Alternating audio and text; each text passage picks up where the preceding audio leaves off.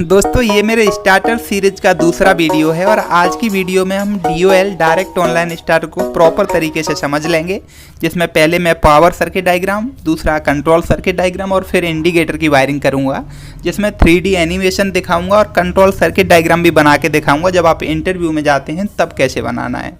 दोस्तों power circuit diagram बनाने के लिए हमें सबसे पहले एक 3 पोल का MCB लेना है, जो मैं आपको दिखा रहा हूँ आपकी डिस्प्ले पे। और इसी MCB के पास में देखेंगे एक न्यूट्रल स्ट्रिप मैंने यूज की है। अक्सर कर स्टार्टर में न्यूट्रल स्ट्रिप यूज होती है क्योंकि MCB थोड़ा हमारा महंगा पड़ता है, इसीलिए कंपनियां न्यूट्रल स्ट्रिप यूज करती हैं न्यूट्रल के लिए। यहाँ दोस्तों मैं आपको MCB का स्टैंडर्ड सिंबल भी दिखा रहा हूँ। ये MCB का सिंबल होता है। MCB के आउटपुट से हमने तीनों फेज को उठा करके अपने कॉन्टेक्टर के इनपुट पे दे दिया है और कॉन्टेक्टर के नीचे आउटपुट में हमारी रिले लगी है और रिले से सप्लाई को आउट करके हम अपनी मोटर में दे देंगे। DOL स्टार्टर का पावर सर्किट डायग्राम काफ़ी सिंपल होता है, जैसा आप देख सकते हैं। अब इसका हम कंट्रोल सर्किट डायग्राम बनाएंगे। उससे पहले आप देखिए कि पावर सर्किट डायग्राम अगर हमें इंटरव्यू में बनाना होता है तब कैसे बनाते हैं। यहाँ दोस्तों मैंने आपको एक पावर सर्किट डायग्राम बना के दिखाया है, जिसमें ऊपर देखेंगे तो आप MCB लगी है। MCB से नीचे हमारे कॉन्टेक्टर का सिंबल हो गया और कॉन्टेक्टर से नीचे ओवरलोड रिले का, और ओवरलोड रिले का एक दूसरा सिंबल भी होता है जो मैं आपको साइड में दिखा रहा हूँ। ये स्टैंडर्ड सिंबल है, जब भी हम इंटरव्यू में बनाते हैं ड्राइंग तो इसी टाइप से हमें ड्राइंग बनानी है। दोस्तों अब हम जो अपना स्टार्टर है इसका MCB ऑन कर देंगे और हमारा जो सप्लाई है MCB से आउट होके हमारे कॉन्टेक्टर के इनपुट पर आ गया।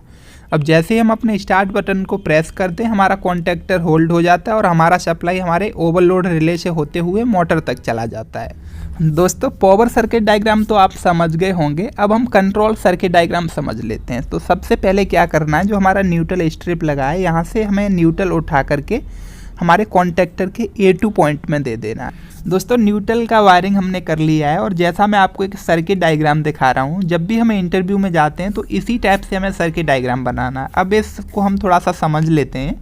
सबसे ऊपर देखेंगे तो फेज आया है हमारे MCB में, जो मैं आपको साइड में दिखाता हूँ कि मैंने जो मेरा ब्लू वायर है यहाँ से एक आउटपुट उठा करके MCB के इनपुट में दे दिया है। अब दोस्तों MCB के ऊपर वाले पॉइंट से सप्लाई उठा करके हम जो ओवरलोड रिले लगी होती है इसके 95 नंबर पॉइंट में देते हैं। 96 नंबर और 95 नंबर इसका NC टर्मिनल होता है। अब जो 96 नंबर पॉइंट है यहाँ से सप्लाई को आउट करके जो हमारा स्टॉप पुश बटन होता है NC नॉर्मल क्लोज, जैसा मैं आपको सिंबल भी दिखा रहा हूँ। दोस्तों ये 3 सिंबल होते हैं हमारे NC बटन के, तो आपको कोई भी सिंबल किसी भी ड्राइंग में देखने को मिल सकता है, आप कभी भी कंफ्यूज ना होइएगा। ये तीनों सिंबल आपको हमेशा याद रखने हैं। दूसरा बटन हमारा NO होता है, इसके भी 3 सिंबल होते हैं जैसा मैं आपको डिस्प्ले पे दिखा रहा हूँ। अब जो हमारा स्टॉप पुश बटन है यहाँ से सप्लाई आउट करके हमारे स्टार्ट पुश बटन में जाती है जो NO पुश बटन है, और NO से सप्लाई आउट करके हम अपने कॉन्टेक्टर के A1 पॉइंट में लेके जाते हैं। जैसा आप समझते हैं कि हमें हर कॉन्टेक्टर को होल्ड करने की ज़रूरत पड़ती है, चाहे हमारा स्टार डेल्टा हो DOL हो। तो होल्डिंग के लिए जो हमारा ऊपर वाला A1 पॉइंट है यहीं से लूप दे देंगे NO पॉइंट में ऊपर वाले में, और नीचे वाला जो NO पॉइंट होता है यहाँ से एक लूप उठा करके जो हमारा स्टॉप पुश बटन है इसके आउटपुट पर जोड़ देते हैं। दोस्तों आपको समझाने के लिए यहाँ मैंने आपकी डिस्प्ले पे पावर सर्किट डायग्राम और कंट्रोल सर्किट डायग्राम दोनों को दिखाया है, जैसा हम इंटरव्यू में बनाते हैं। अभी आप देखेंगे तो MCB के इनपुट पर आपको R/B तीनों फेस मिल रहे हैं। जैसे ही हम अपने MCB को ऑन करते हैं हमारी MCB सप्लाई को आउट कर देती है हमारे कॉन्टेक्टर के इनपुट तक, और इधर हमें कंट्रोल सर्किट डायग्राम में भी अपना फेज मिल जाता है MCB के इनपुट पर। अब जो हमारा दोस्तों ग्रीन पुश बटन लगा होता है NO, इस बटन को हम जैसे ही प्रेस करते हैं हमारा कॉन्टेक्टर होल्ड हो जाता है और हमारा जो R/B तीनों फेज हैं ये हमारे मोटर के टर्मिनल पर हमें मिल जाते हैं। अब जैसे ही हम इस पुश बटन को छोड़ेंगे तो हमारा कॉन्टेक्टर अनहोल्ड हो जाएगा अगर हम इसमें होल्डिंग नहीं देते हैं। तो जैसा आप देख सकते हैं मैंने कंट्रोल सर्किट डायग्राम में C जहाँ पे लिखा है ये कॉन्टेक्टर का NO पॉइंट है। आप हमेशा सिंबल को देख करके अब काम करेंगे क्योंकि आपने प्रॉपर तरीके से सिंबल समझ लिया है कि NO का सिंबल क्या होता है और NC का सिंबल क्या होता है।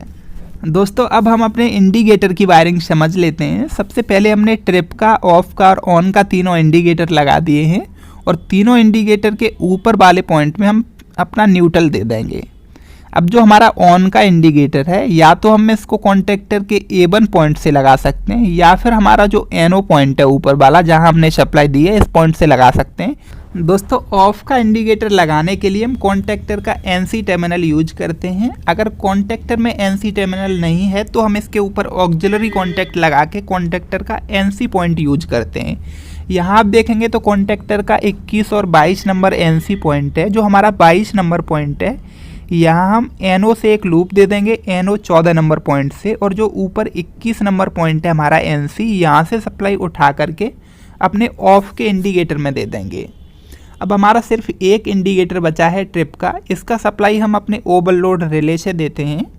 जो हमारा ओवरलोड रिले का 97 पॉइंट है, यहाँ हम एक लूप दे देंगे अपने 95 नंबर वाले पॉइंट से, और जो 98 नंबर पॉइंट होता है यहाँ से एक तार को ले जा करके अपने ट्रिप के इंडिकेटर में जोड़ देते हैं। उम्मीद करता हूँ दोस्तों आपको वीडियो बहुत अच्छे से समझ में आई होगी। अगर कोई भी डाउट रह गया है तो आप नीचे कमेंट बॉक्स में कमेंट कर सकते हैं, मैं आपका पूरा संतुष्टि के साथ जवाब दूंगा। अगर चैनल को सब्सक्राइब नहीं किया तो सब्सक्राइब जरूर कर लेना ऐसे यूजफुल वीडियो देखने के लिए। जल्दी ही मिलूंगा आपसे एक नई वीडियो के साथ, तब तक आप अपना ख्याल रखिए।